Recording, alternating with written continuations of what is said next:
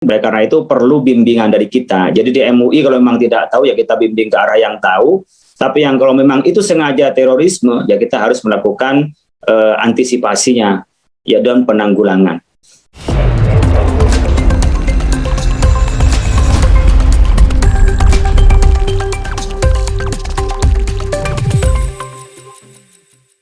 Alhamdulillah kita bisa silaturahim via daring ini.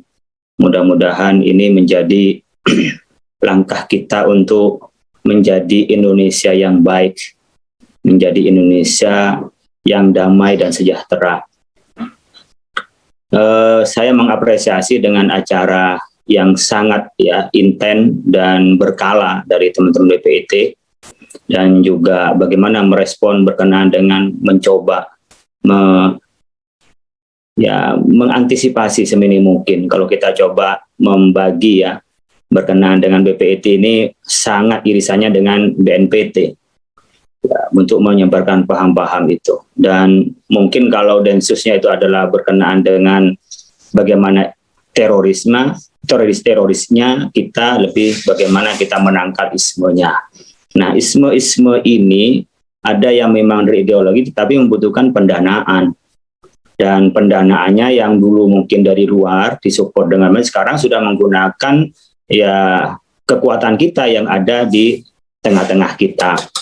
Ketika ditemukan diungkap oleh polisi bagaimana kotak amal di warung, kotak amal di minimarket, kotak amal bahkan mungkin di masjid, dengan umumnya di Jakarta itu kaca yang dengan aluminium, sementara sekitar Sulu dan sekitarnya juga dengan kaca dan kayu. Itu ada tanda-tanda yang ada di Jakarta udah 4.000, di Sulu sekian banyak. Ini menjadi catatan bagi kita untuk kita menanggulangi dari aspek pendanaannya kepada mereka. Mungkin nanti bisa menjadi rekomendasi kita dalam perbincangan memperketat izin dari lembaga-lembaga yang menghimpun dana. Namun demikian jangan sampai juga kita keterlaluan juga orang-orang yang niat baik untuk mendistribusi kepada orang lain sehingga terhadang oleh sulitnya birokrasi.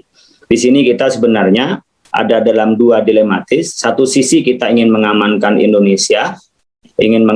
Indonesia dari terorisme termasuk pendanaannya, tapi di sisi lain jangan sampai menjadi masalah. Jangan sampai menjadi mempersulit karena orang-orang kita sangat dermawan, terdermawan seluruh dunia.